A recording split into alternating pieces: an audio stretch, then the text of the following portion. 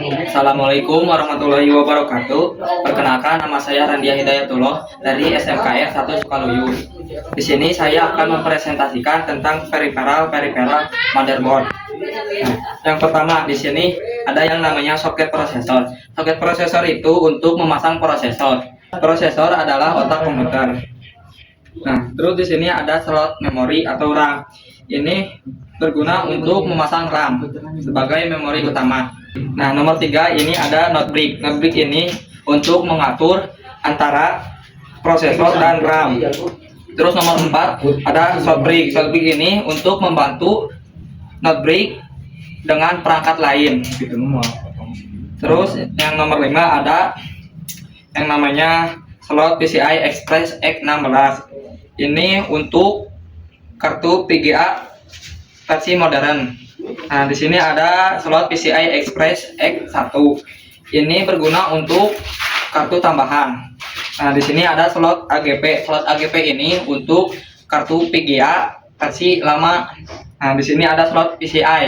Slot PCI ini untuk kartu tambahan versi lama.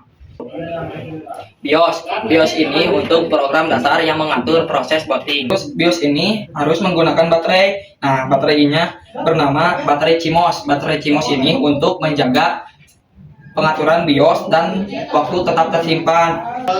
Nah, di sini ada yang namanya port SATA. Port SATA ini untuk menghubungkan HDD, SSD, dan DVD SATA. Nah, terus di sini ada port IDE. Port IDE ini untuk menghubungkan HDD, CD-ROM generasi lama.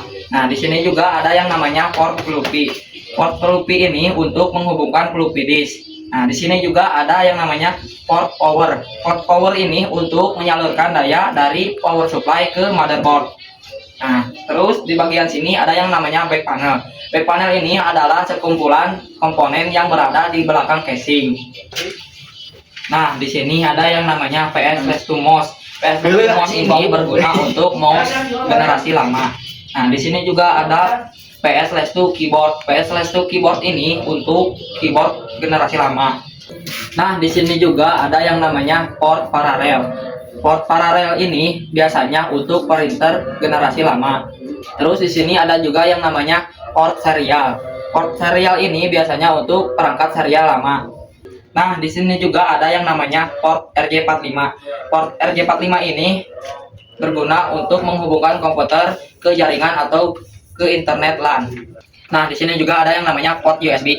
Port USB ini biasanya untuk menghubungkan berbagai perangkat seperti flash disk, mouse, keyboard, printer, dan lain-lain. Nah, di sini juga ada yang namanya port audio. Port audio ini untuk speaker, headset, dan mikrofon, line in, line out, mikrofon.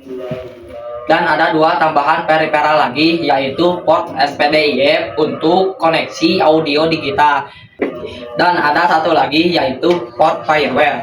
Port fireware ini berguna untuk perangkat multimedia berkecepatan tinggi. Jadi kesimpulannya, motherboard adalah papan utama komputer yang menghubungkan semua komponen-komponen. Sekian dari saya. Wassalamualaikum warahmatullahi wabarakatuh.